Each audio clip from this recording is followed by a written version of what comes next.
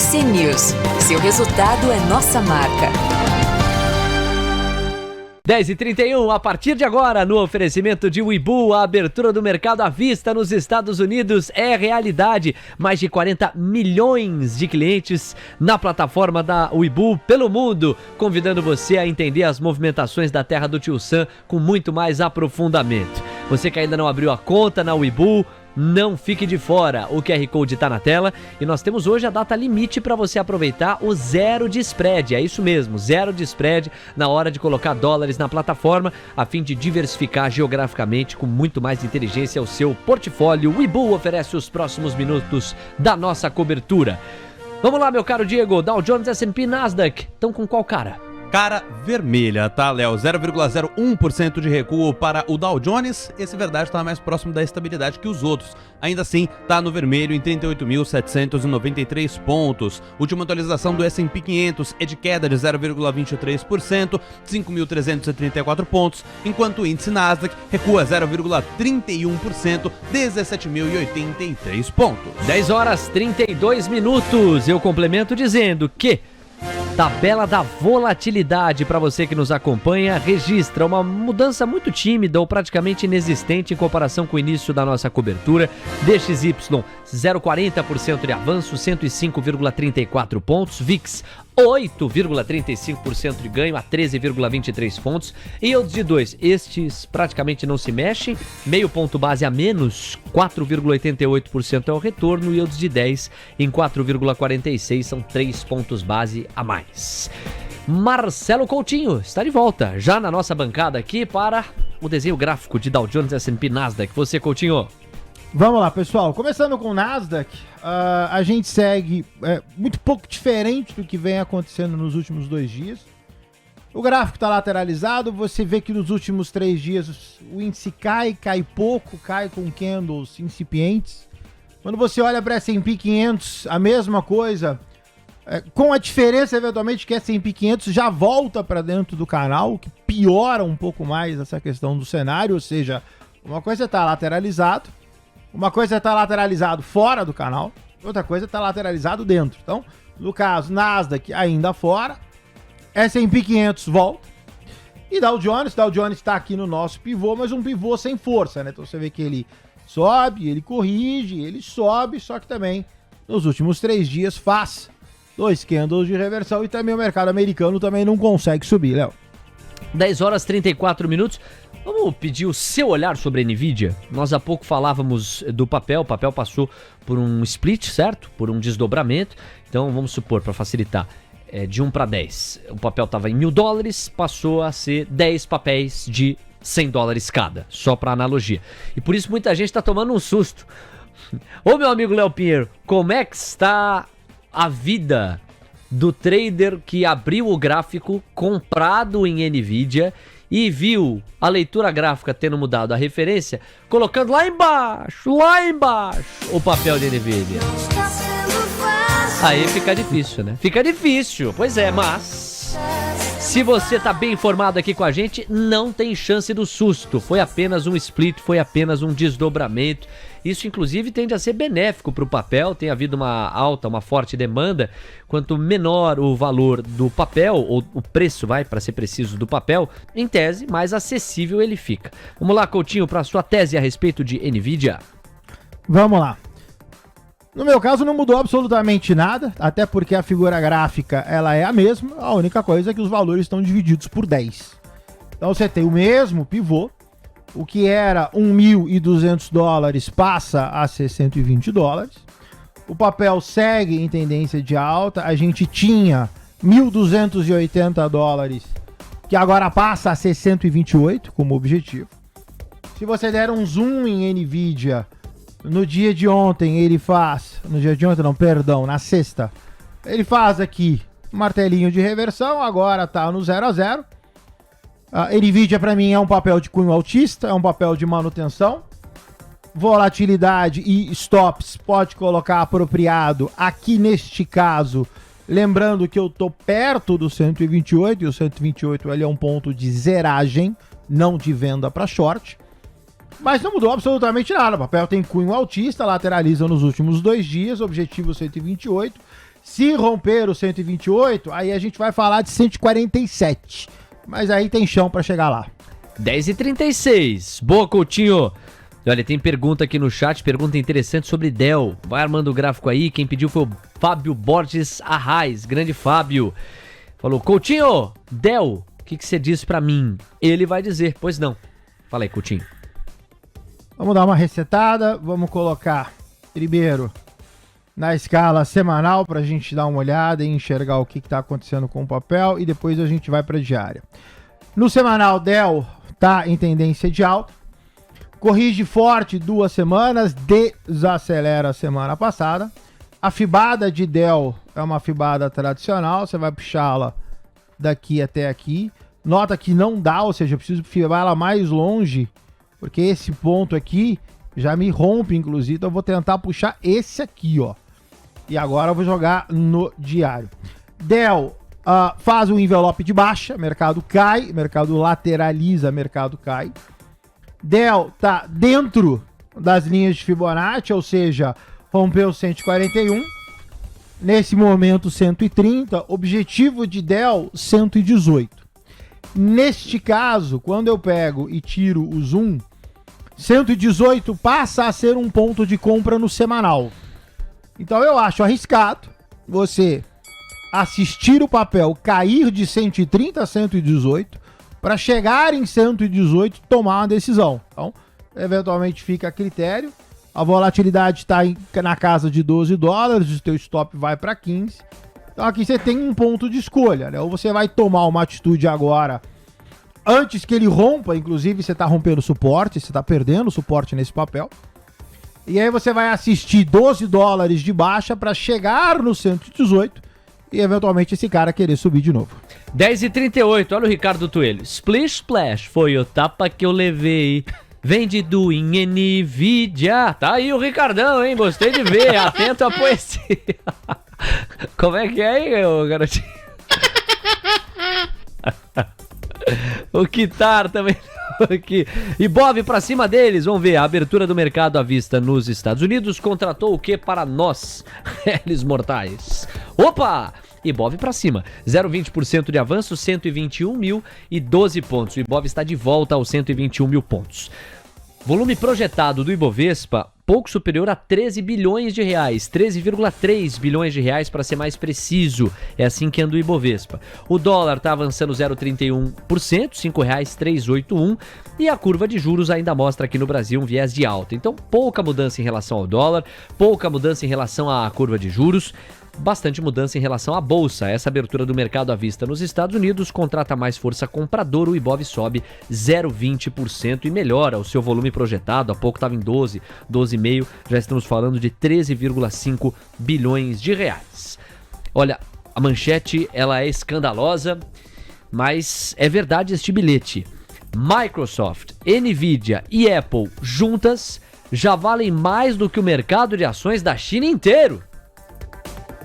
Com valor de mercado total de cerca de 9,2 trilhões de tapioca, de tatu, do que você quiser, de dólares, as 3 maiores empresas de tecnologia do mundo ultrapassaram todos os quase 9 trilhões de dólares em ações negociadas nas bolsas chinesas, excluindo Hong Kong. Os dados foram compilados pela Bloomberg. A demanda dos investidores por exposição à inteligência artificial impulsionou muitas ações do setor a níveis recordes. A Nvidia viu sua capitalização de mercado atingir 3 trilhões de dólares nesta semana, tornando-se a primeira fabricante de chips a atingir a marca já alcançada por Microsoft e Apple. A Apple não teve um desempenho tão forte este ano, pressionada por preocupações com a demanda mais fraca por iPhones na China e por uma multa de 2 bilhões de dólares da União Europeia. Mas o sentimento dos investidores em relação à empresa tem melhorado lentamente. E sobre Microsoft, ela deu início ao Xbox Games Showcase anual ontem, revelando uma versão totalmente digital dos consoles Xbox Series X e S. A Microsoft apresentou 3 consoles, incluindo uma versão sem disco rígido dos consoles Xbox Series X e S e uma edição especial do Series X com 2 TB de armazenamento. Haja espaço! A atualização do hardware pode ajudar o Xbox a impulsionar as vendas dos aparelhos. O lançamento nos Estados Unidos está previsto para as férias de fim de ano. No Brasil, ainda não há previsão para o lançamento. Vamos reforçar então aqui as variações destes três papéis, começando com Nvidia, queda de 0,16% a 120 dólares e 60 centavos. Agora a gente vai para a Apple, que está caindo 0,44%, 196 dólares e 2 centavos. E Microsoft, que está subindo 0,37%, agora a 425 dólares e 46 centavos. Vamos lá, Coutinho. Nvidia já falamos, né? Como é que ficam os outros papéis, Apple e Microsoft? Começando com a Apple, a gente chegou no limite do canal, então a Apple agora é opção número 1, venda, opção número 2, cola o stop, porque é a priori daqui para baixo. No caso de Microsoft dentro de um canal, o que a gente vem falando é um ativo de manutenção, ou seja, permanecemos comprados e aqueles que estão comprados estão bem comprados. Cota 425, objetivo 430. Você tem aqui um pivô de alta, sobe, corrige, sobe, leve envelope de alta na curta. Microsoft, a priori, é um ativo de manutenção, não faria novas compras. E, assim como Apple, chegando em 430 dólares, o investidor ou a investidora vai ter que tomar uma decisão ou de zerar ou de colar o stop. Tesla. A equipe jurídica que anulou o pacote de pagamento recorde da companhia para Elon Musk merece apenas uma pequena fração dos honorários advocatícios de 5,6 bilhões de dólares que pediu, porque o processo não trouxe quase nenhum benefício para a empresa. Pelo menos esse foi o argumento da montadora à justiça americana.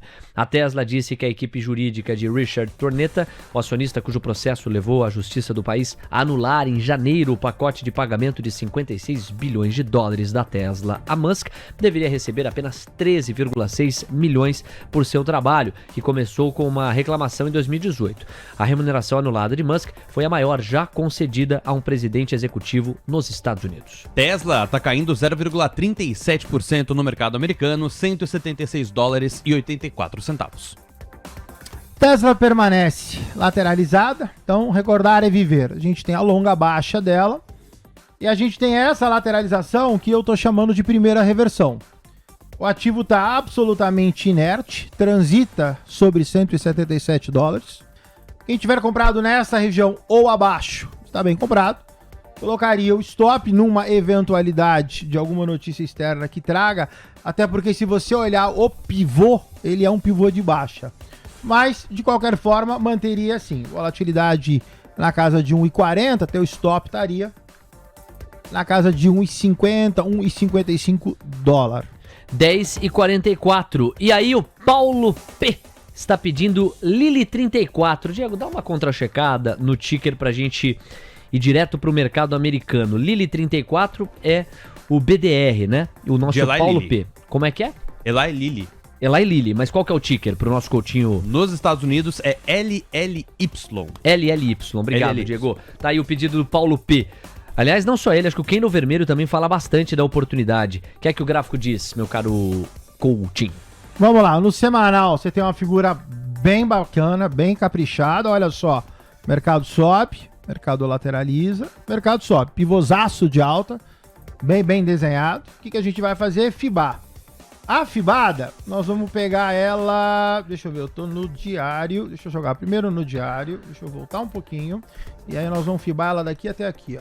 Nós vamos pegar esse cara daqui até aqui. Pronto. Então vamos lá. Então, Lilly sobe. 8,57 dólar cota.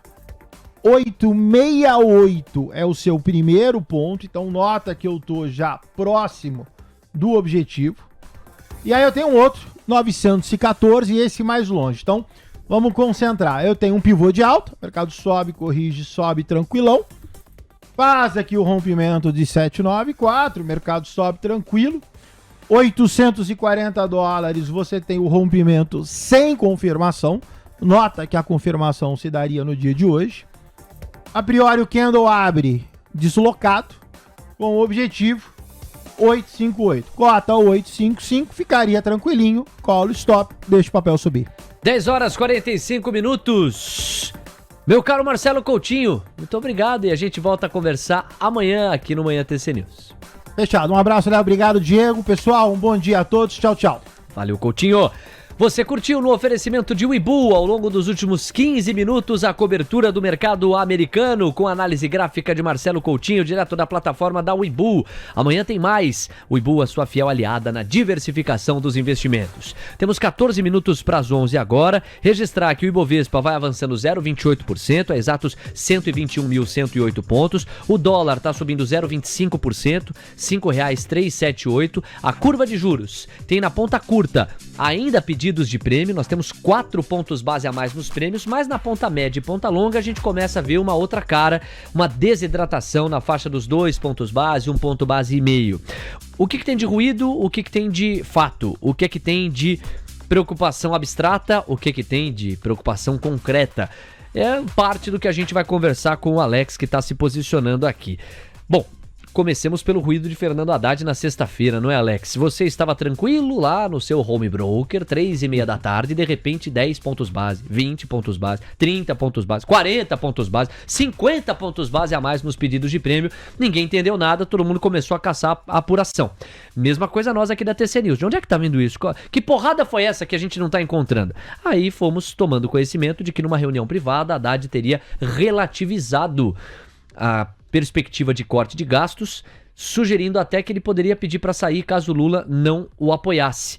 Foi uma piada na estratégia do ministro, mas o mercado não encarou assim. Encarou como um atestado concreto de que quem manda na política econômica é Lula, sim, e que o Haddad, se praticou uma brincadeira, deixou escapar que toda brincadeira tem um fundo de verdade. O resultado foi o que nós vimos. Curva de juros para lá, cima, dólar para lá, cima e bolsa para baixo. E aí, Alex, o quanto desse ruído já se dissipou? A curva de juros e o dólar estão dizendo que não se dissipou, ou não se dissiparam os ruídos. Bem-vindo e bom dia. Fala, Léo, muito bom dia a todos os TC News. Pois é, né? Brincou e brincou na hora errada. A grande questão, né, Léo, é a combinação de 2 pontos na sexta-feira que, ao meu ver, foram fundamentais para justificar, né, o porquê que a curva agora pede prêmios assim, altíssimos, né? E não vou dizer se é de repente justificado ou não, né? Quem sou eu para falar, né, que o mercado está errado? O mercado é soberano. Mas foram 2 pontos. Primeiro, né, a questão do Paulo Piketty, diretor do BC, falando sobre a possível revisão por parte do BC na taxa de juros neutra, né, no próximo relatório trimestral de inflação, né? Segundo ele, essa taxa de juros neutros subiu, a gente fala isso constantemente aqui. É um debate até internacional? É um debate até internacional. E a grande questão é qual que é essa taxa de juros neutra agora? Porque agora você tem, né, alguns participantes do mercado falando que ela possivelmente poderia estar até em 7%. O RCN no sábado volta a falar em 5%. Entendeu? Então é a grande dúvida do mercado. Então, quando você começa, né, a ter um ministro da Fazenda, né, brincando, né, pegando até o gancho aqui, brincando com a questão fiscal, e que você bem colocou, no fundo da brincadeira sempre tem, né, aquele fundo de verdade, o mercado olhando, né, para a inflação, expectativa de inflação subindo, uma taxa de juros neutros subindo, o mercado vai sempre colocar mais prêmio. A grande dinâmica da sexta foi que vamos dizer assim, essa reprecificação, né, de todos esses ingredientes que a gente acabou falando, é uma reprecificação que combina, né, também com stops de quem ficou aplicado durante toda essa semana, achando, né, até que as possíveis MPs que estariam tramitando, né, até surtiriam, né, algum efeito, no sentido de que essa taxa de juros lá na frente até pudesse até ser cortada.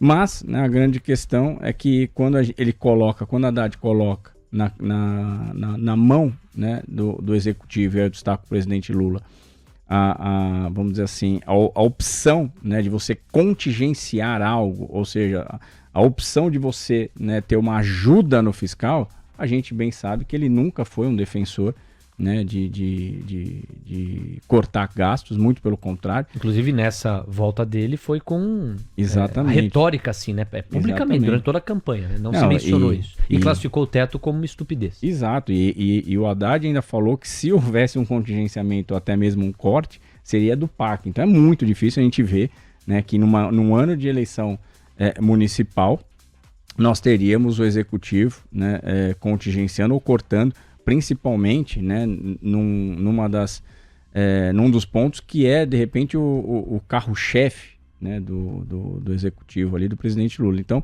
é uma situação muito, muito complicada, né? Talvez a curva hoje possa ter um pouco de exagero, concordo, né? Pode ter um pouco de exagero, mas esse exagero já é até por conta dos stops.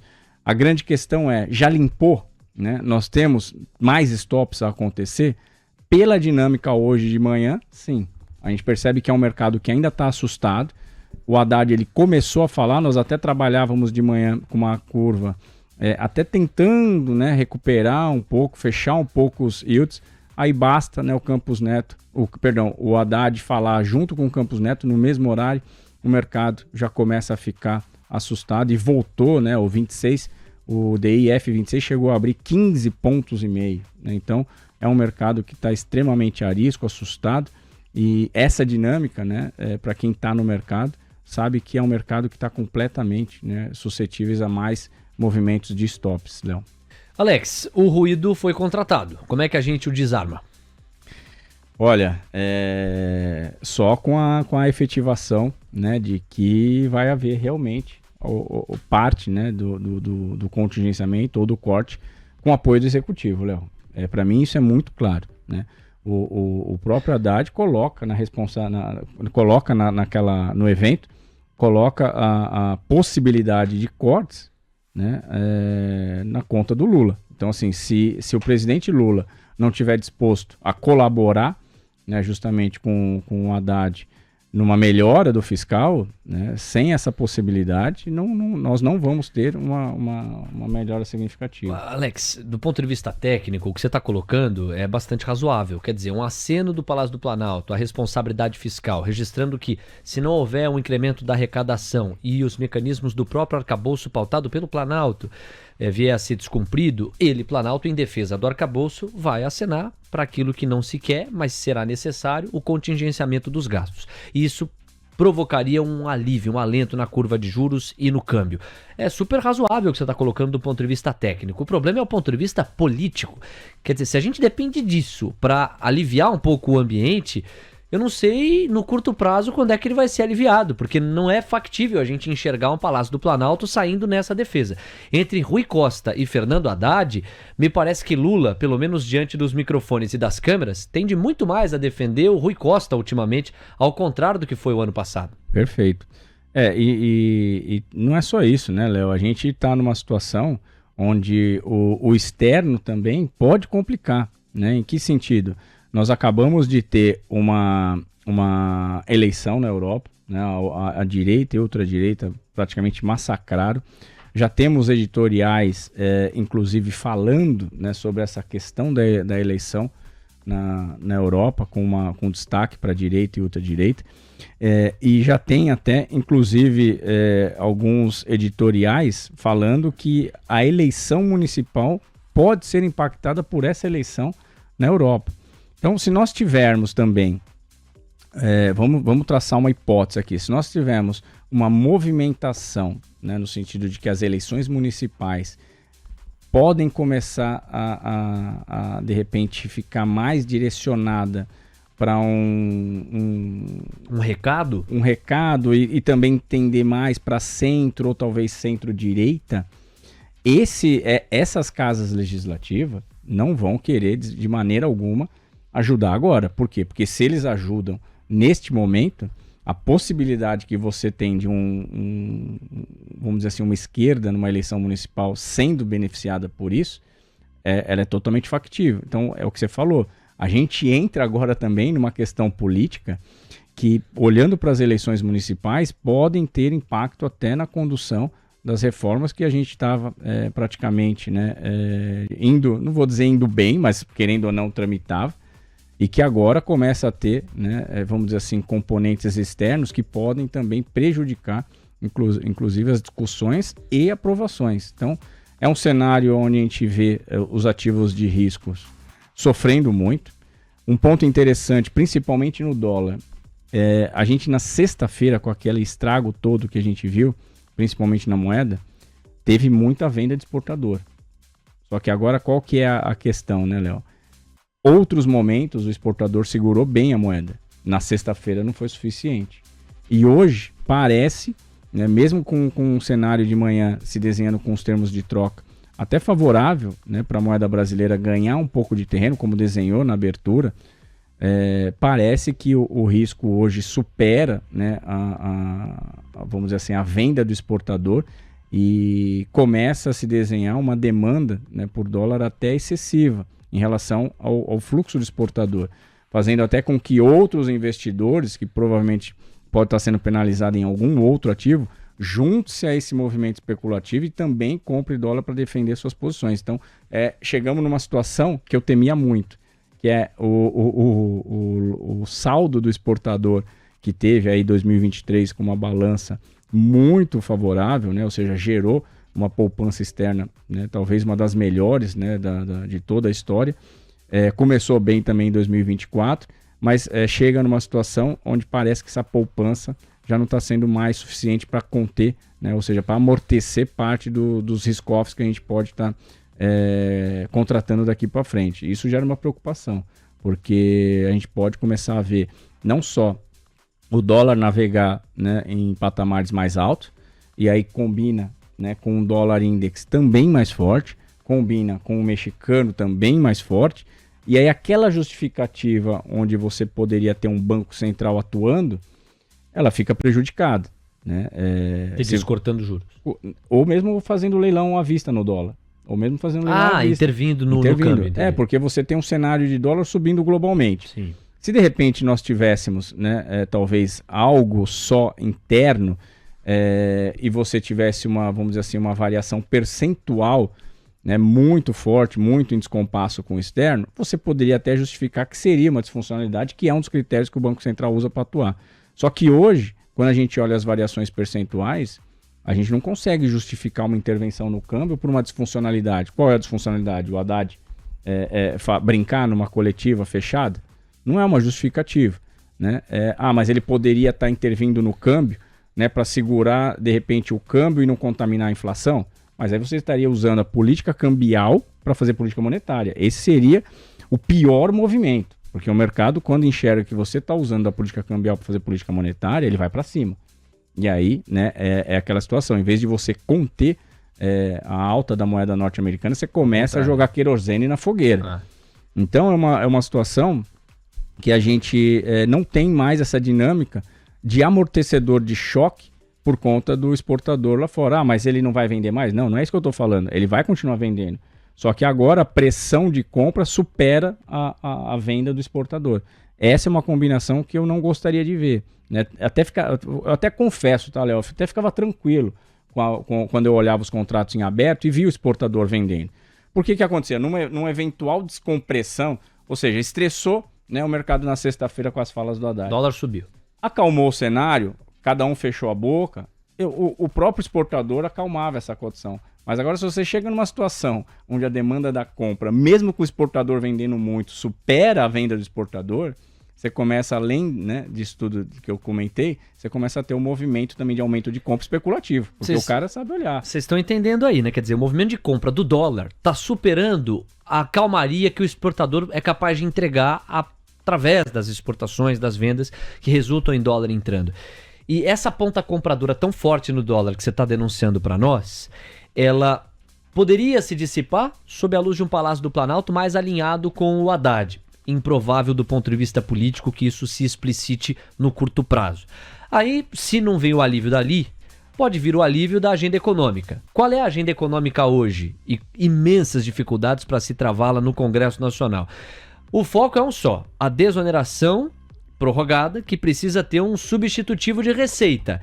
Qual que é a estratégia do governo? A tal da MP do PIS/COFINS, que basicamente restringe o uso desse crédito tributário por parte das empresas. Provocou enorme repercussão, vários setores da atividade brasileira se uniram numa só direção, a de alegar que isto é prejudicial, inclusive para a balança comercial do país, portanto o câmbio, portanto inflação, e alguns setores mais explicitamente têm falado que isso pode até comprometer empregos. o quanto que é verborragia, o quanto que é equilibrado o posicionamento, pedimos aos nossos especialistas para separar joio do trigo. O que eu te pergunto, Alex, é que é o seguinte, tá muito claro, não vai ser essa a solução, né? Inclusive, há a possibilidade do presidente do Senado, que é do Congresso Nacional, Rodrigo Pacheco, devolver a MP. Salvo engano, isso aconteceu 5 vezes na história da República. É um sinal muito ruim. Ainda que ele não devolva a MP, está iminente uma derrota para o governo, que já se colocou à disposição para negociar um outro denominador comum. Como é que você está acompanhando essa novela, Alex? É aquilo que eu comentei agora há pouco. E ganha mais força ainda a possibilidade da devolução da MP, porque nesse contexto, Léo, quando você tem alguns ruídos, mas você olha para os preços dos ativos, como por exemplo o maior termômetro que a gente tem interno, que é o dólar, né? Ou mesmo quando você olha um Banco Central não cortando mais juros, tanto um Banco Central não cortando mais juros mostra que você tem um Banco Central comprometido em levar a inflação para a meta, então você teria, de repente, né, uma movimentação de um Banco Central que, embora ele não corte, mas mostra um comprometimento com a sociedade. Só que agora, na atual situação, onde você tem um dólar que começa a querer namorar níveis de 5,40 e passa a interpretação de que o governo agora vai, de repente, ser o responsável pelo fiscal, e você tem uma taxa de juros que agora começa a estressar, a visão dos ativos para o Congresso hoje é uma visão de que quando chega no campo de discussão, fala, olha, o pessoal do executivo, né, tá fazendo tudo errado. Olha o preço do dólar, olha os juros abrindo. Ninguém, Léo, ninguém vai querer dar a mão numa situação dessa justamente num ano de eleição. Você não vai querer estar andando com aquela, brincadeira aqui, entre aspas, com aquela má influência política que poderia ter no campo eleitoral. Você não quer que a tua imagem política seja contagiada. Exato, e esteja ligado, de repente, a esse movimento de piora. Tudo isso que você colocou da MP... Existe ainda, no final de semana, teve alguns editoriais falando que existe ainda a possibilidade do preço do combustível subir 11 centavos. Imagina num ano eleitoral, né, você ter as prefeituras tendo vamos dizer assim, essa responsabilidade de que apoiaram, né, determinado governo que foi responsável pelos preços dos combustíveis subir 11 centavos. Então, percebe que chegou num momento em que antes, você não mudou muita coisa a questão política, só que o preço dos ativos era um outro. Então hoje, além da situação política, ela está mais conturbada, o preço dos ativos se deterioraram a tal ponto que você consegue fazer uma ligação tão simples, né, de que quem está hoje sendo responsável por essa deterioração é justamente o governo. Então dificilmente, é o que você falou, dificilmente alguém vai querer ter a sua imagem ligada a essa deterioração dos ativos, ainda mais no ano eleitoral, Léo.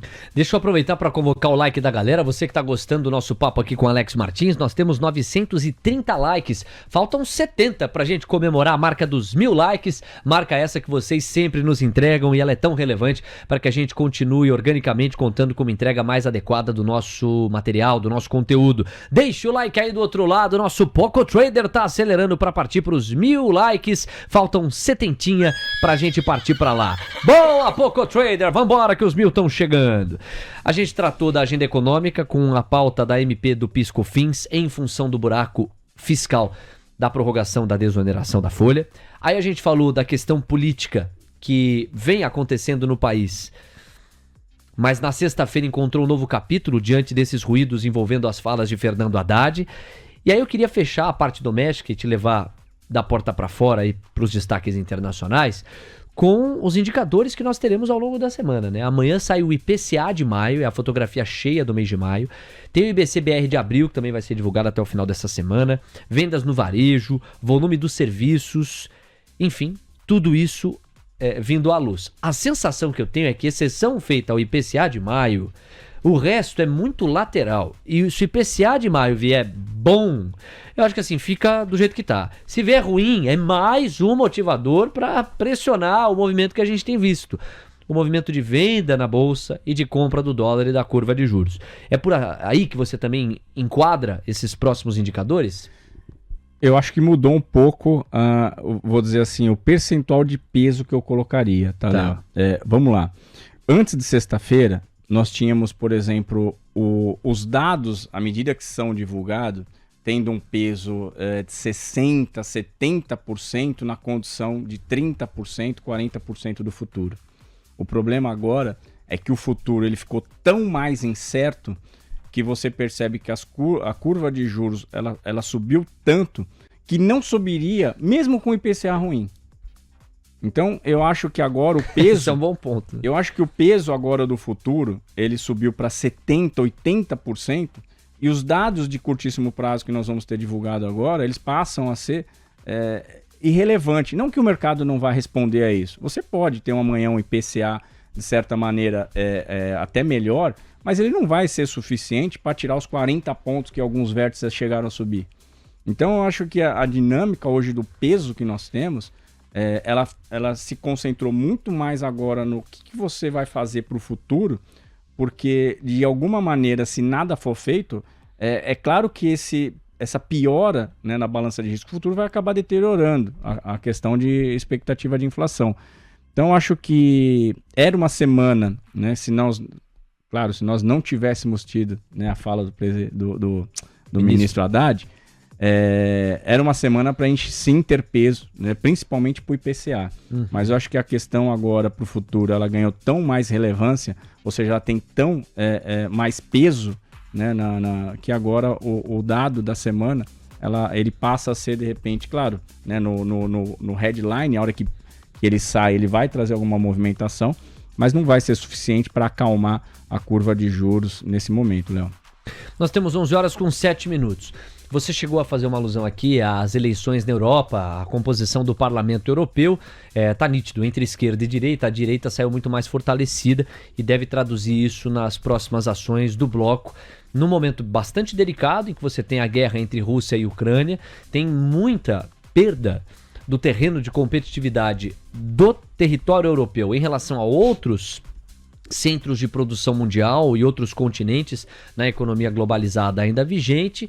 E, para além disso, muitas incertezas de futuro, caso haja uma escala desse confronto, ora mais explícito, ora mais implícito, entre autarquias e chamadas democracias liberais ocidentais.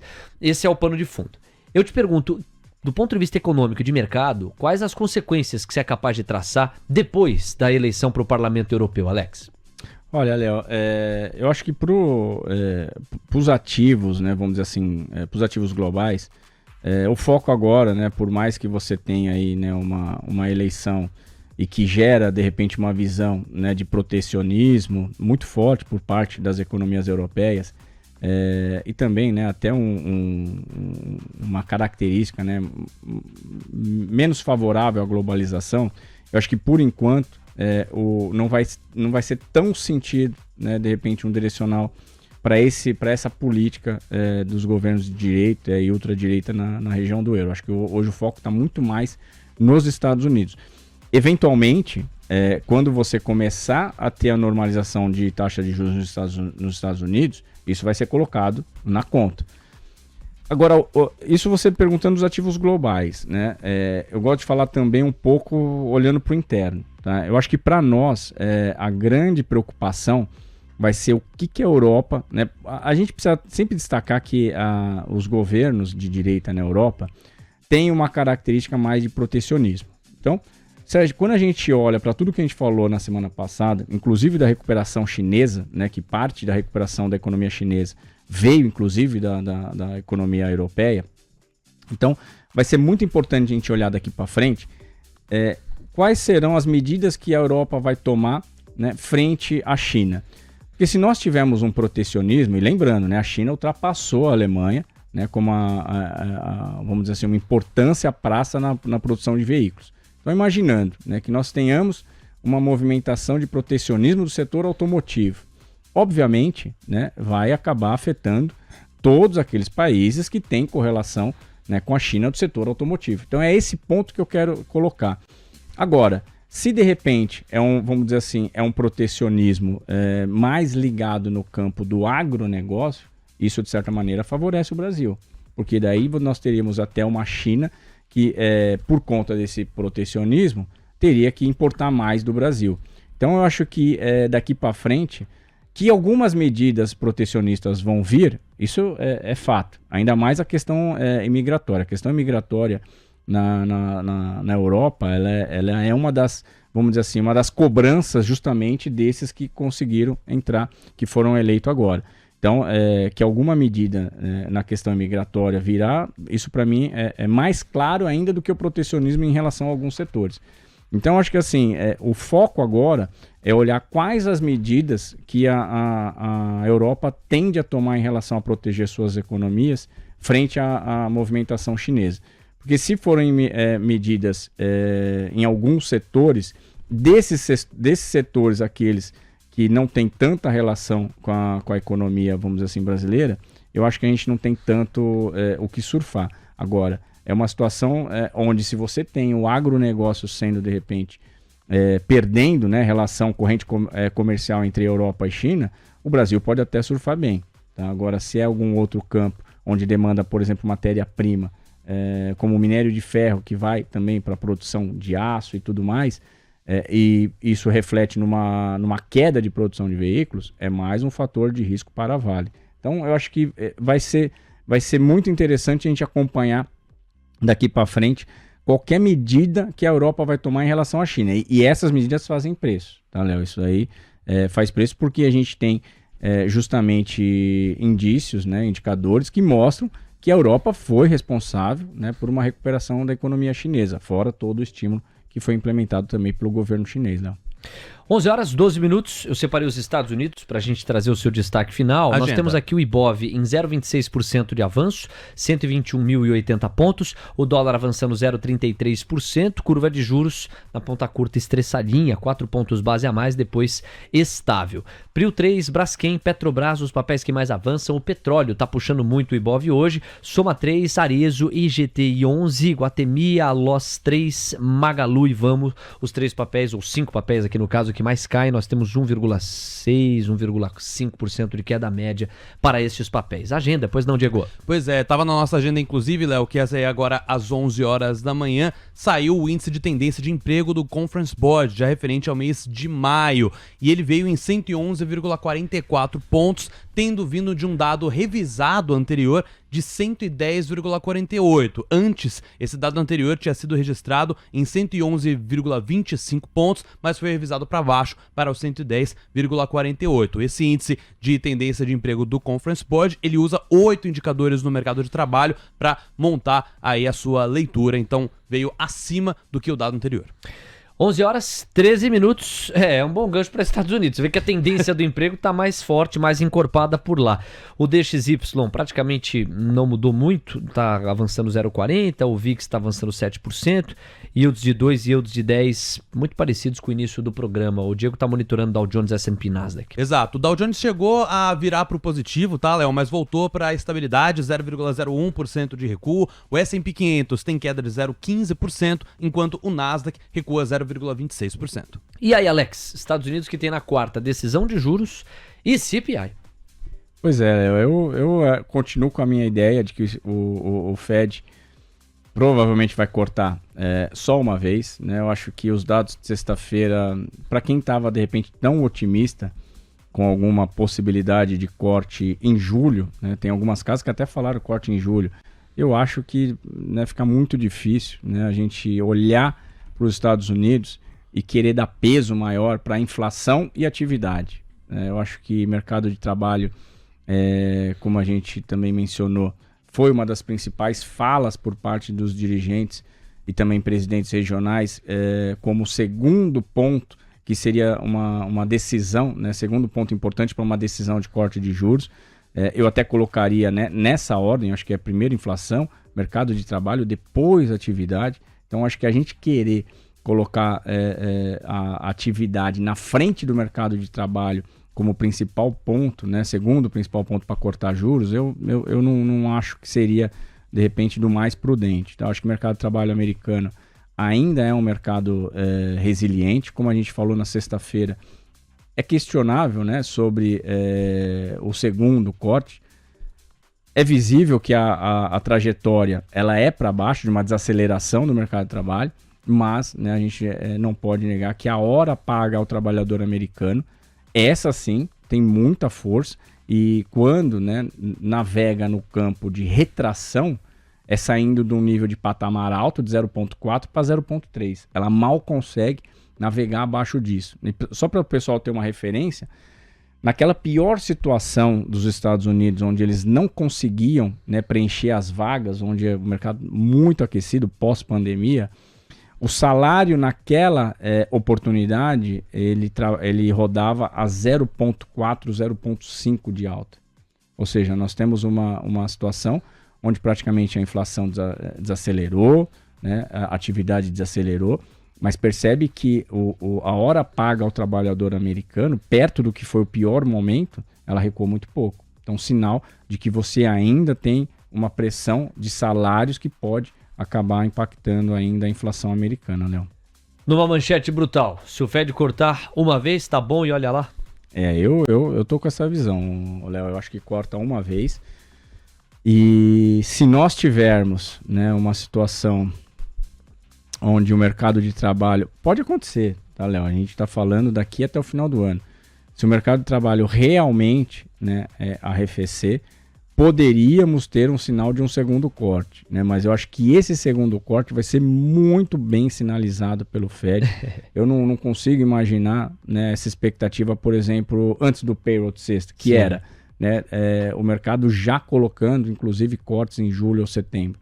Eu acho que a gente vai precisar, além de dados de mercado de trabalho mais fraco, a gente vai precisar de dados sequenciais de dados do mercado de trabalho fraco e uma sinalização por parte de algum membro do Fed ou mesmo até mesmo o presidente Jeremy Powell. Tá? Eu acho que eles não vão arriscar cortar mais de uma vez sem você ter, vamos dizer assim, uma sinalização tão clara, Léo. Boa. Alex, muito obrigado. Sempre bom te ouvir. Amanhã a gente volta a conversar. Valeu, pessoal. Até amanhã.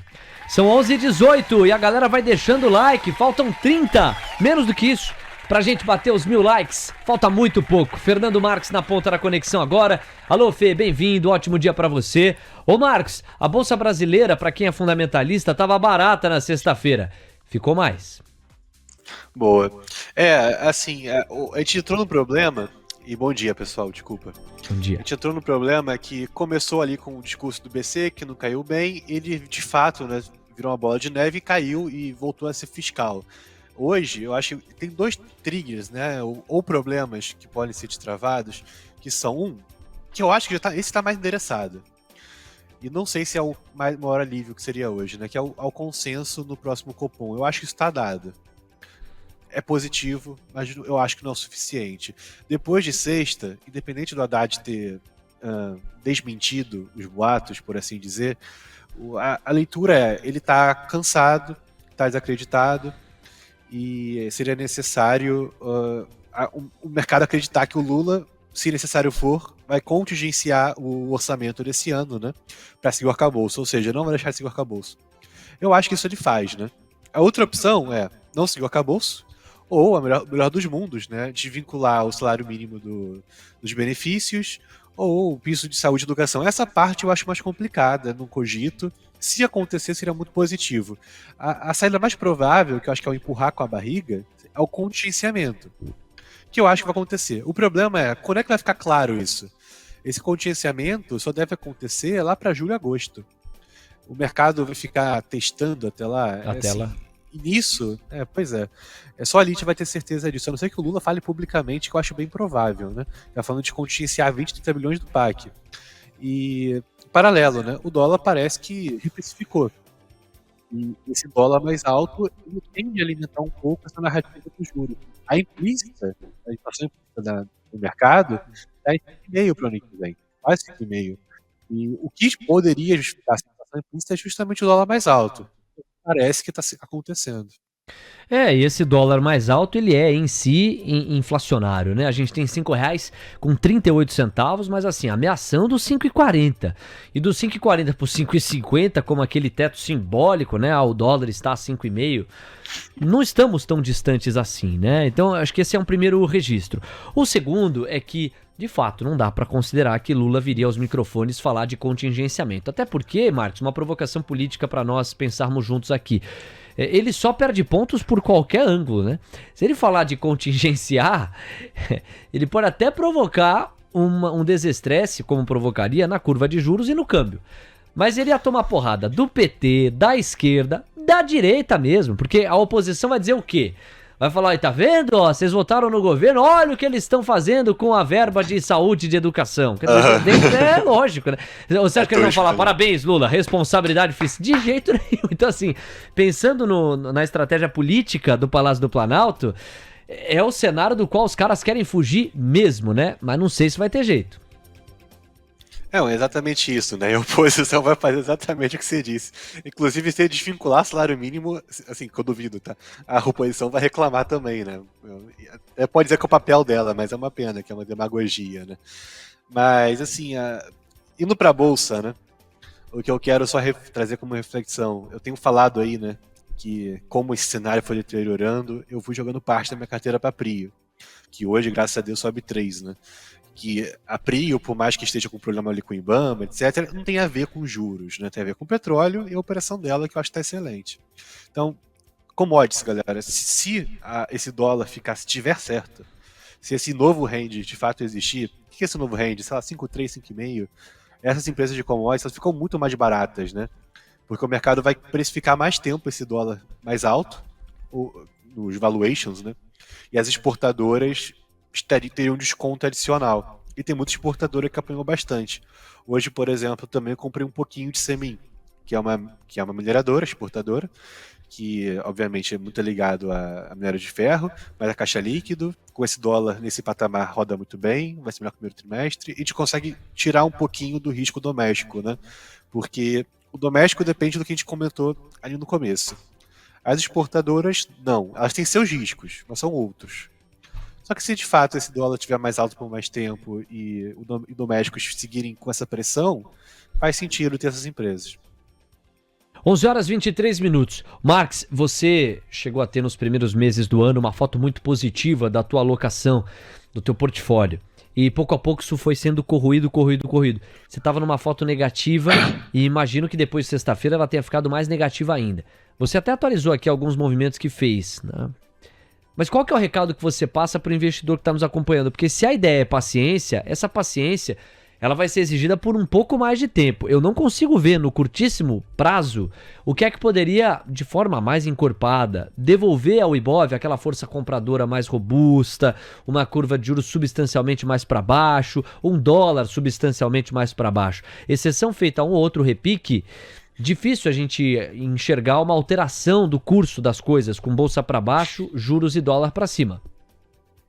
O que é aquilo, a gente entrou num looping, né? Agora, até sair disso, sempre parece que piora, na verdade, né? E era muito fácil até 3 semanas atrás resolver, agora parece que tá mais difícil, né? Por exemplo, quem que é o bombeiro hoje? A gente sabe qual que é o trigo que tem que ser feito. O Haddad falar não resolve, né? Ninguém acredita. O Lula não vai vir a público. Fica um pouco mais complicado. Tem um Copom, que eu acho que é um alívio, mas não tem aquele alívio estrutural, né? Hoje o mercado não acredita mais no arcabouço. O mercado está voltado para piora e criou os argumentos todos que queria, né, para não ficar comprado no Kit Brasil, né? Então, sobre a paciência, você tem que estar alocado naquilo que você realmente acredita que tem valor, né? Que vai dar resultado independente desse momento. E sabendo que dificilmente vai ter um mega rally no curtíssimo prazo, ou se tiver, ótimo, mas você sabe que vai ter retorno. Por exemplo, eu tenho uma empresa aqui que é mega arriscada, mas que eu acho muitíssimo barato e eu não vou querer sair dela, é Multilaser. A empresa está fazendo a virada dela perfeitamente bem, o micro está encaixado, o macro piorou, mas é uma empresa que é caixa líquido, no ruim. O mercado vai punir pelo fluxo, mas eu acho improvável que ela não entregue essa melhora micro dela. Então eu quero manter. Mas ao mesmo tempo eu não vou deixar de ter, por exemplo, muita Prio, que hoje virou 40% da minha carteira, coisa pra caramba, sobe 3 hoje. Comprei um pouco de Semin, como eu falei, e a gente fica nessa, a gente não tem como adivinhar. E piorou bastante. E aquela coisa, tá? Eu acho que a curva de juros está errada. Mas se ela estiver certa, ou se o mercado achar que ela está certa por mais tempo, a gente continua nesse fluxo negativo para as ações domésticas, né? E nesse sentido, não é desistir de bolsa ou desistir das teses. Longe disso, porque estão muito baratas. Mas ter uma alocação que te permita respirar nesse momento. E possivelmente até descorrelacionar se isso piorar.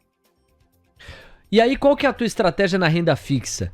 Porque se ela já estava atraente com os cenários das semanas passadas, a sexta-feira faz dela uma classe de ativo ainda mais atraente agora. E na boa, tem título para 2029, rendendo a inflação mais 6,30%. É só um exemplo, há outras barganhas por aí, é muita taxa, Marx. Qual que tem sido o peso da renda fixa para aliviar um pouco da pancada, já que a bolsa não anda fácil? Boa. Isso aqui eu acho que é uma sugestão muito importante. Isso não deveria mudar, independente do momento de bolsa. Aqui eu sempre falo, minha alocação é 40% renda fixa e 60% renda variável. Esse 60% renda variável pode estar alocado ou não. Pode estar exposto em domésticas ou commodities ou não. Os 40% renda fixa não mudam. E tem outro insight que eu posso dar aí para vocês, que eu acho muito relevante. No Brasil, independente se a nossa Selic vai ser 7 ou 11, o juro real aqui é muito alto. Então a gente não precisa correr, já que a gente corre risco em bolsa, na minha opinião, a gente não precisa correr muito risco em renda fixa. Comprar crédito privado, debêntures de mais tipos, CDBs de bancos esquisitos, por mais que tenha FGC. Então assim, o Tesouro Selic simples, não, o CDB 100% de um bancão, já é excelente, você tem liquidez e tem um juro real altíssimo, né? A gente tá falando de um juro real de 6 e poucos, 7 no Selic hoje. E também, claro, tem a parte do NTNB, que é o título do governo, com risco baixíssimo.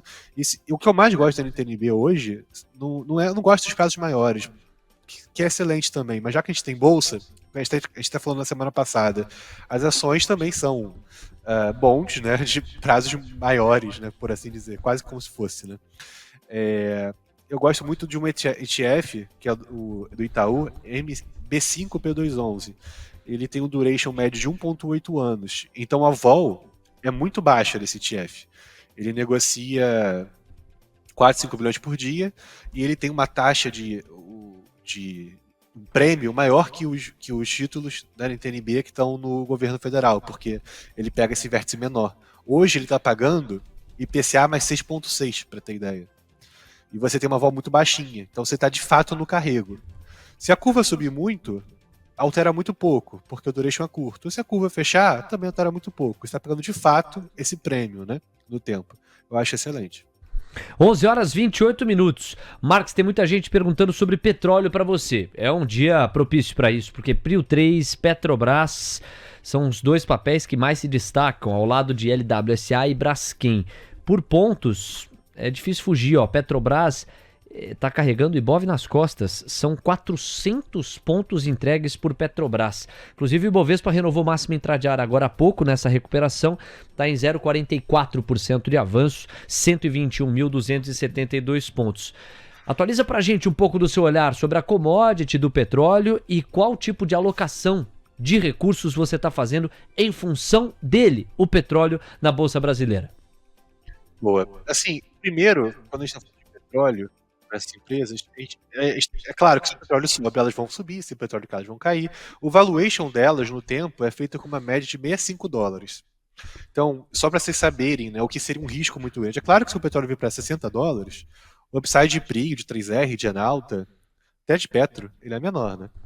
Mas, tirando a parte de querer adivinhar commodity, são empresas que estão entrando num estágio muito bom, né? Petrobras já é pagadora de dividendos, a PRIO está estável, 3R Enalta também está muito barata, está negociando mais ou menos 3 vezes EBITDA para o ano que vem. Tem alguns desafios, né, porque é essa fusão, mas falando do petróleo em específico, a gente sempre fica tentando adivinhar, mas vamos provocar pelo outro lado, né? Até há pouco a gente falava muito de recessão, desaceleração econômica, que eu acho que de fato está acontecendo. Mas assim, a gente tem um fiscal ainda expansionista em todos os países, né? Eu acho que isso não muda por enquanto. O monetário, ele está começando a deixar de ser tão frouxo, tão apertado. A Europa começou a cortar, o Canadá começou a cortar, os Estados Unidos em breve vai cortar. Então a gente vai ter um aperto monetário menor. Será que essa atividade vai embicar mesmo? Então eu acho que o risco de cauda de um petróleo muito baixo, no curtíssimo prazo, que sempre pode acontecer, um crash, né? Não tem como prever, ele é baixo. Eu acho que se essas empresas conseguirem ter o petróleo nesse preço atual, não precisa subir, por mais tempo, elas estão muito baratas. Eu escolhi Prio porque eu acho que é um risco menor de execução, tá? Hoje eu não quero arriscar muito nessa parte micro. Mas 3R Renal também é muito barato. A Petro Recôncavo deve ser a primeira das júniores a virar uma pagadora de dividendos. Ela se caminha para isso. E a Petrobras é a mesma coisa, tá? Ela vai pagar bastante dividendo ano que vem, embora seja menos que esse ano. E ela também tem a parte de crescimento mais equatorial. Mas, assim, de longe eu prefiro o Prio nesse setor. Fernando Marques, muito obrigado por mais um dia com a gente. Amanhã a gente volta a se encontrar. Muito obrigado, gente. Tchau, tchau. Bom dia pra Valeu. vocês. 11h31, rápido recado para vocês que estão nos acompanhando, para você não perder a oportunidade. É o time do Põe no Bolso marcando a presença aqui no Manhã TC News mais uma vez. Esse QR Code te deixa na cara do gol para um mini curso de 3 aulas sobre opções. São 3 encontros que estão no ar do dia 10 até o dia 17 de junho, portanto começa hoje. O objetivo do curso é dar acesso a uma estratégia que possibilite com consistência buscar ganhos com opções a fim de construir uma renda extra. Na série, o Pedro vai abordar como funciona a estratégia de opções dele, o histórico das operações e recomendações, como fazer operações de opções na prática e quais técnicas utiliza para os resultados nos 3 cenários de mercado: ciclo de alta, ciclo de baixa ou ciclo lateralizado. Esse QR Code é o caminho, não perca! Caso você não domine tanto as opções, minissérie gratuita ao final da qual você decide o quanto quer mergulhar mais ainda. Fechado? São 11h32, a reta final do seu Manhã TC News conta com produção de Caio Melo e hoje a gente tem o prazer e o privilégio de conversar com ele, que é doutor em economia pela FGV, sócio-diretor da Tendências Consultoria Integrada e ex-integrante do Banco Central, presidiu o nosso BC em 2 ocasiões, de 1992 a 1993 e depois de 95 a 97. Gustavo Loyola, uma honra recebê-lo aqui no Manhã TC News. Seja bem-vindo, bom dia. Bom dia, prazer é todo meu. Gustavo, de saída, nós temos um momento muito difícil para pensar a credibilidade que o Banco Central tem para disciplinar essa desancoragem de expectativas que se acentuou ao longo das últimas semanas. A primeira pergunta que eu endereço ao senhor é: em que medida o Banco Central é, digamos, vítima desta desancoragem, isto é, ela passa por ingredientes que escapam ao alcance do Banco Central, e em que medida o próprio BC, sob a luz de declarações de Roberto Campos Neto semanas atrás, também não acabou contribuindo para essa desancoragem de expectativas? Qual peso cada ingrediente deve receber e quais deles têm a ver com a própria atuação do nosso Banco Central, Gustavo? Bom, eu acho que os 2 fatores estão presentes, né? Eu acho que de fato, houve uma deterioração do quadro macroeconômico nas últimas semanas, né? Eu acho que aqui domesticamente a gente vê a questão fiscal cada vez mais complicada, né? Inclusive com declarações atribuídas ao ministro aí sobre questões relacionadas ao arcabouço fiscal, ao cumprimento das metas. Enfim, existe toda uma celeuma aí se realmente ele disse o que está sendo dito que ele disse, enfim, toda essa questão, mas isso obviamente afeta os mercados, né? E o próprio olhar sobre os números fiscais não é positivo, né? Do lado do Banco Central, eu acho que existe uma questão relativa ao Banco Central, mas que é exógena, externa a instituição, que é a perspectiva, né, quer dizer, vamos dizer assim, a perspectiva de troca de parte da diretoria, logo mais ao final do ano, inclusive do seu próprio presidente, o que deve alterar, vamos dizer assim, muito o perfil, né, da diretoria. Isso ficou muito claro para os mercados com essa decisão recente aí, né, de 5-4, da derrubada dos juros, né, enfim, quando essa ala minoritária se colocou aí a favor de um afrouxamento mais rápido, né? Então, eu acho que tem essas 2 questões. O cenário externo também trouxe um pouquinho mais de complexidade, né? E eu acho que o Banco Central, então, para resumir, assim, ele é autor e vítima ao mesmo tempo. Eu acho que a percepção que o Banco Central está passando de uma diretoria dividida, né, é uma comunicação que está, pelo menos, dando a entender isso, mais a iminência, aí, vamos dizer assim, de troca do presidente do Banco Central e tal, isso, de fato, tem ajudado a piora das expectativas inflacionárias. Tem outras questões também, né? Vamos dizer, a atividade econômica veio um pouco mais forte no primeiro trimestre, enfim, tem outras razões, mas acho que as principais são essas. E eu gostaria de aprofundar, me atendo à parte final do raciocínio do senhor, a essa divisão que para algumas pessoas já foi dissipada pela ata, mas não é o que o mercado está comunicando sob a luz da curva de juros e sob a luz também das negociações do câmbio, o fortalecimento do dólar ante o real. Na fatídica última decisão do Copom, 5 votos em favor de 25 pontos base de corte e 4 votos em favor de 50 pontos base de corte. Os 4 que votaram em favor desse cenário foram os últimos indicados pelo Palácio do Planalto. Os 5 que votaram pelos 25 pontos base dizem respeito a indicações do governo anterior. Pronto, era tudo o que se precisava para amparar a narrativa de que temos 2 Copons. Um Copom governo Bolsonaro, outro Copom governo Lula. Pois bem, a ata do Copom, logo na semana seguinte, quis dissipar esse ruído. Tecnicamente, muitos analistas entendem que os argumentos foram suficientes para tal, mas repito, não é o que o mercado está mostrando, pensando aqui na curva de juros e no dólar. Vamos olhar para frente. O Copom volta a se reunir na semana que vem. Qual é o tipo de comunicação que deve ser adotado para que esses ruídos sejam de fato dissipados? Ou não há horizonte no curto prazo para que esses ruídos sejam dissipados e o negócio vai ter que se esperar ao começo do ano que vem, quando aí sim terá havido a sucessão de Roberto Campos Neto e só a partir dela é que o mercado tende a se acalmar. Como é que o senhor monitora esses próximos passos do nosso BC, Gustavo? Bom, eu acho que, obviamente, a comunicação é fundamental no regime de metas, não há dúvida, não resta dúvida. Mas, evidentemente, nada substitui a ação, né? A ação é muito mais importante que a comunicação. Quer dizer, tem que o mercado ver o que o Banco Central, de fato, está fazendo. Então, na próxima reunião, o mercado vai olhar atentamente qual é a resposta do Banco Central à conjuntura atual.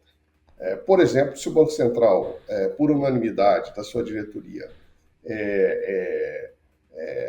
mantiver a taxa de juros onde ela está, a Selic onde está, esse é um forte recado, tá? Um forte recado, porque teria alinhado, vamos dizer, uma postura mais conservadora, mais hawkish, toda a diretoria, tá? Então, ou, por exemplo, uma queda de 0,25 com uma sinalização forte de fim de ciclo e também por unanimidade, né? Uma ata bem redigida e tal, isso também pode ajudar. Agora, eu acho que, apesar de a situação, vamos dizer assim, possa melhorar por causa dessas ações e comunicação do Banco Central, eu acho a expectativa de mudança da diretoria é algo que vai ficar no ar até o final do ano. Quer dizer, enquanto isso não acontecer, haverá muitas especulações e o mercado vai, vamos dizer, de alguma forma, precificar um pouco essas incertezas, tá? Eu acho isso inevitável. Mas eu acredito que o Banco Central vai dar uma resposta, a diretoria do Banco Central, uma resposta um pouco mais positiva e unânime, né, e homogênea nessa próxima reunião do Copom. Nós temos 11 horas com 39 minutos. Deixa eu cumprimentar, Gustavo, pedindo licença ao senhor. O Alexandre Cabral, nosso comentarista, também está na ponta da conexão, ouvindo atentamente o desenrolado aqui da nossa entrevista. Cabral, bem-vindo. Sexta-feira teve piada. De mau gosto no entendimento do mercado. Curva de juros pedindo 35 pontos base a mais nos prêmios e ela não está devolvendo nem 1/3, aliás, nem 1/5 do estresse de sexta-feira. E aí eu tava perguntando aqui pro Gustavo Loyola, deixo você à vontade, caso queira fazer uma pergunta para ele também, professor. O que é que poderia trazer um certo alento? A gente tem a decisão de juros no Brasil, não nesta quarta-feira, esta quarta-feira é dos americanos, mas na próxima. Como é que você tem visto esse estresse ainda mais encorpado da nossa curva de juros e do câmbio também, Cabral? Bem-vindo. Vamos lá, então já descobrimos que Haddad é mal de piada, né? Não conte piada não contrate Haddad para show de piada, que você não vai entender quando acabou a piada e quando a piada continua. Em relação à curva de juros, para esse ano tá até que dando assim, uma aliviada, mas uma aliviada mais aproximação matemática do que curva. Tá saindo de 11,5 para 11,25 a taxa Selic terminal desse ano. Não me agrada nem um pouco 11,25.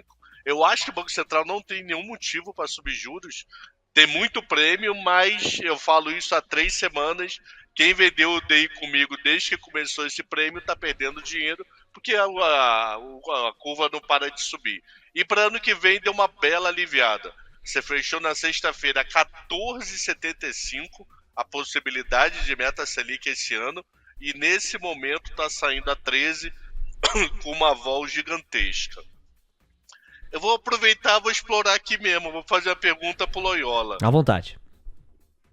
Uma dúvida, você acredita que na próxima reunião deve ser unânime a votação? Esse unânime foi porque da última reunião para cá, viu que se o discurso não tiver muito igual, o estresse que pode se causar é muito grande, ou pela crença de dados econômicos, de inflação fiscal e etc., que deveria dar parada? A minha dúvida é se o Paulo e o Guilherme, que são os dois mais famosos do 0,50, se eles acreditam mesmo que é hora de parar, ou se eles resolveram, não, vamos dar uma sossegada, que eu tenho que preparar meu mundo para o ano que vem.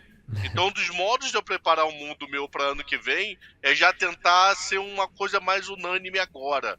O que você acredita, por favor? Por pressão ou por convicção? É exatamente isso. Eu acho que para alguns certamente vai ser por pressão, para outros por convicção. Eu acho assim que quem está sentado naquela cadeira lá, naquelas cadeiras, a pior coisa que pode acontecer é uma perda de credibilidade do Banco Central, a desancoragem. Por quê? Porque episódio de desancoragem normalmente leva ao Banco Central estar sempre behind the curve, né? Quer dizer, ele vai inevitavelmente ter que correr atrás, quer dizer, da piora das expectativas inflacionárias, e vai ter que subir, mas os juros vão ter que subir, quer dizer, do ponto de vista, vamos dizer, político, né, não vai agradar de todo modo, né, a área política, que não gosta de juro alto, e a inflação não vai cair, as expectativas não vão cair, ou pelo menos vão demorar mais a cair. Então, a pior coisa que pode acontecer, quer dizer, não tem racionalidade aí nenhuma o Banco Central se arriscar a uma desancoragem. Evidentemente que pode ser, existem situações em que alguns diretores trabalhem naquela ideia de testar o mercado, até onde o mercado vai, né? Como é que o mercado reage. E aí o mercado reagiu negativamente, né? E aqui, quando eu falo mercado, não é muito só o mercado financeiro, nós estamos falando de focos que abarcam um número maior de players, né, vamos dizer assim, da economia, né? Então, existe essa pressão, sim, mas eu acho, do ponto de vista técnico, que o Banco Central deve parar a queda de juros. Eu não vejo espaço para novas quedas no momento. Concordo com você claramente que os DIs estão muito esticados, quer dizer, eu não vejo também ainda nenhuma no horizonte uma alta de juros, acho que tem um prêmio aí, né? Mas eu acho que o Banco Central deve parar a queda dos juros e deve fazer isso de maneira, vamos dizer assim, unânime, para não dar gasolina, combustível para a ideia, né, de que a transição da diretoria vai ser uma transição, vamos dizer assim, uma transição não suave, né? Vai ser uma transição mais abrupta, né? Em termos de política monetária, né? Nós temos 11 horas com 45 minutos. Loyola, talvez um bom gancho acabe sendo revisitar o evento ocorrido no Guarujá neste sábado. O evento promovido com vários painéis, várias autoridades, e em que se viu Roberto Campos Neto, em alguns momentos, até questionado publicamente sobre o atual patamar da taxa básica de juros brasileira, a taxa Selic. Em resposta a um empresário que havia sugerido não saber quanto tempo ainda seria possível para o empresariado brasileiro resistir ao patamar alto da Selic, RCN fez um alerta. Diz que juro é consequência e não causa. Lembrou que o patamar estrutural do custo de capital brasileiro é mais alto. E falou também que a parte longa da curva de juros, sobre a qual o BC não tem alcance, por exemplo, só fica mais acalmada quando há credibilidade da política econômica e da política fiscal. Num claro recado em que ele disse, sem dizer, que este Palácio do Planalto está sem credibilidade. Aloysio Mercadante, presidente do BNDES, pouquinho mais tarde, no mesmo evento, quando assume o palco, pega o microfone e diz que a questão fiscal merece sim preocupação, mas a solução não é com juro alto, e sim com o fomento ao crescimento, para que aí sim a relação dívida-PIB melhore. Ou seja, numa manchete brutal, o Banco Central diz, olha, me ajuda aí com uma política econômica e política fiscal de credibilidade que eu consigo baixar o juro. E o governo responde por sua vez, me ajuda aí baixando o juro que eu consigo te entregar mais crescimento, maior arrecadação e menor risco fiscal. É um jogo de empurra. Quem tem a razão? Claramente o Banco Central. Não existe nenhuma experiência histórica que eu me lembre que você tem um governo incentivado à demanda e isso tem levado a um equilíbrio fiscal. Não existe. É óbvio que o maior PIB, o crescimento do PIB, se até disparo, é tudo mais constante, leva ao crescimento da arrecadação. Mas normalmente o G, né, a despesa, cresce muito mais do que a arrecadação. Então, normalmente é isso que acontece. Notadamente num país como o Brasil, onde você tem uma vinculação muito forte, né, no orçamento. Então, toda vez que você ganha uma receita adicional, essa receita adicional está já comprometida em aumento de gastos, né? Sem contar a indexação, por exemplo, da Previdência, etc. Então, assim, eu acho que o Roberto Campos tem toda a razão, quer dizer, os juros estruturais da economia dependem, em grande medida, da questão fiscal, né? Principalmente numa visão mais de médio e longo prazos, né? Não é uma questão só de curto prazo. E o Banco Central não tem nenhum controle sobre isso. O Banco Central ele opera a taxa de juros de curto prazo, a Selic, né? No caso do Brasil. Então, quer dizer, eu acho que não pode jogar na conta do Banco Central essa questão do juro alto, tá?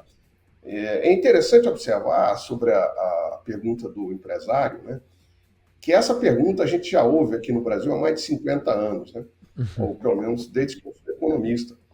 E as empresas continuam aí, muita empresa continua distribuindo dividendo, tendo resultado, etc, etc. Ou seja, não é também assim, né, vamos dizer.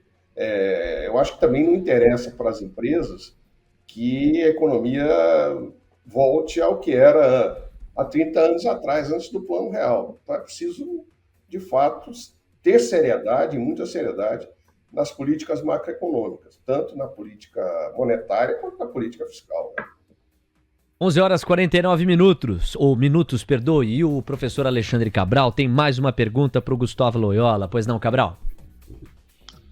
É uma pergunta meio que final e curiosa da sua trajetória como presidente do Banco Central. O senhor foi presidente do Banco Central antes e depois do Real. Foi na era Collor e depois na Fernando Henrique I. Era um mundo completamente diferente de pensar política monetária do que é junho de 24. o quanto o peso do mundo era importante na tomada de decisão de vocês. Que hoje a gente olha para a Fed, olha para a BCE também para tomar decisão. Então, uma curiosidade que eu tenho, principalmente antes do real, como é que era as reuniões, como é que era tomar decisão, olhando assim, para quê no dia a dia, para decidir subir, mantinha, cair juros, por favor. Eu acho que antes do real, não existia nenhuma ilusão, ninguém do Banco Central, de que a taxa de juros era um instrumento efetivo para reduzir a inflação. A taxa de juros era basicamente para você dar uma remuneração, vamos dizer, real, em torno de zero, um pouco a mais do que isso no curto prazo, para os ativos financeiros domésticos, com vistas a evitar aí vamos dizer assim, uma maior fuga de capitais, se bem que havia as restrições cambiais naquela época eram muito mais fortes do que hoje, né? Evitar processos mais especulativos com ativos reais, etc. Então, assim, era uma política monetária passiva, muito defensiva, né? E sem, obviamente, vamos dizer assim, a intenção de ser ela, né, aquela política que iria, a bala de prata, né, que iria reduzir a inflação.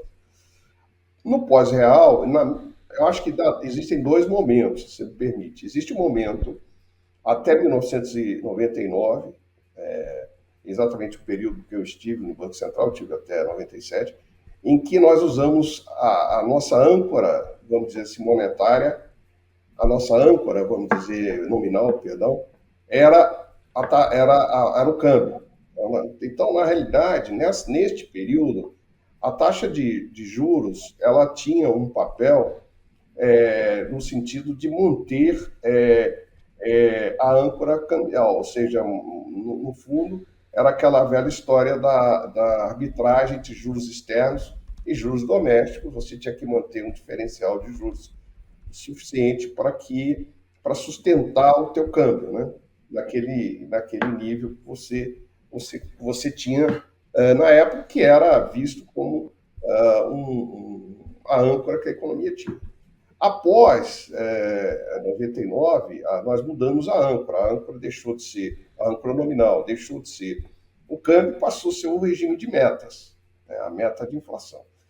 E aí, evidentemente, a política monetária ela pôde se tornar mais ativa, mais ela de fato, aí sim, ela começou a desempenhar um papel mais direto, né, vamos dizer assim, na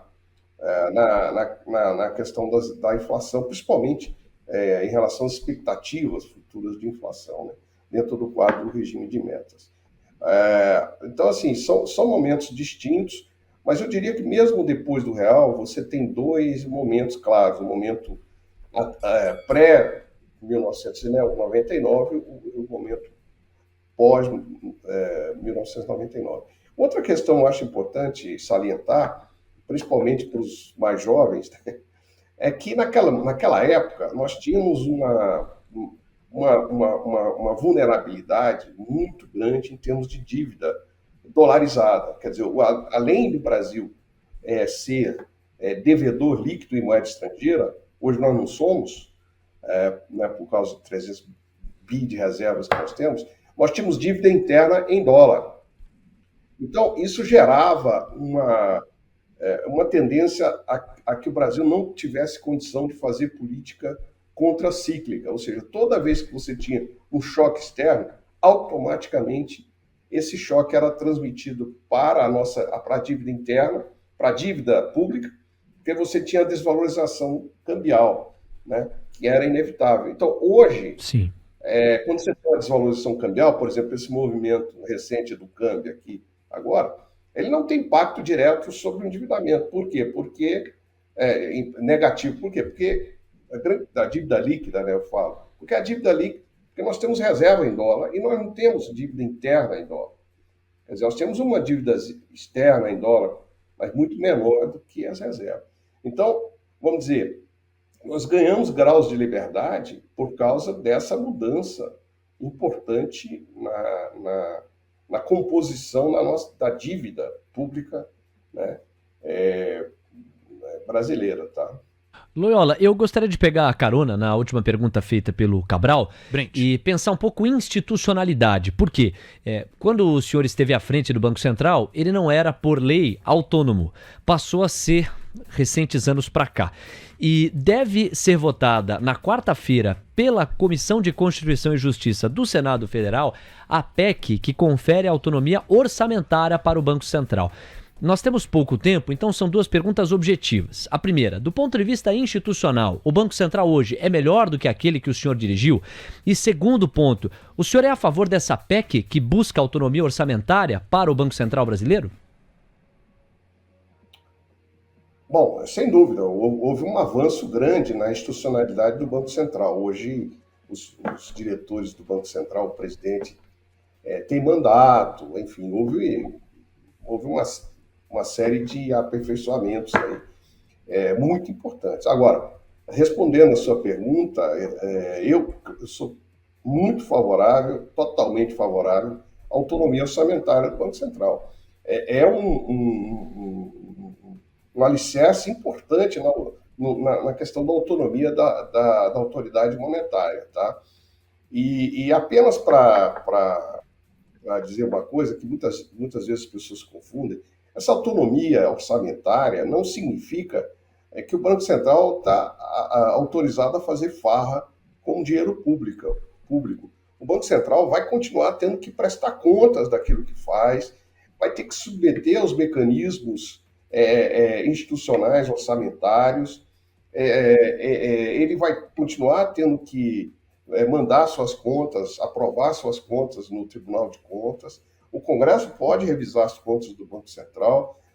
A diretoria do Banco Central tem que prestar contas do que faz ao Congresso. Portanto, o Banco Central tem que ser transparente na sua execução orçamentária, como já é hoje. Então, assim, não é que o Banco Central vai estar autorizado a fazer tudo aquilo que quer. Não é isso. É apenas para que o Banco Central tenha maior autonomia na gestão do seu próprio orçamento, com um intuito também de reforçar a autonomia que ele tem na política monetária. É isso. Gustavo Loyola, ex-presidente do Banco Central, doutor em economia, muito obrigado por ter participado conosco do Manhã TC News. Um abraço e até uma próxima oportunidade. Até a próxima, muito obrigado a vocês. Foi uma alegria tê-lo aqui. Alexandre Cabral, meu parceiro, o seu destaque final, como diriam os locutores esportivos cariocas que você tanto ouviu na infância, o que é que só você viu? IPCA o Focus para 2026 deu uma estabilizada, né? Parou em 3,60, isso é assim, uma notícia relativamente boa.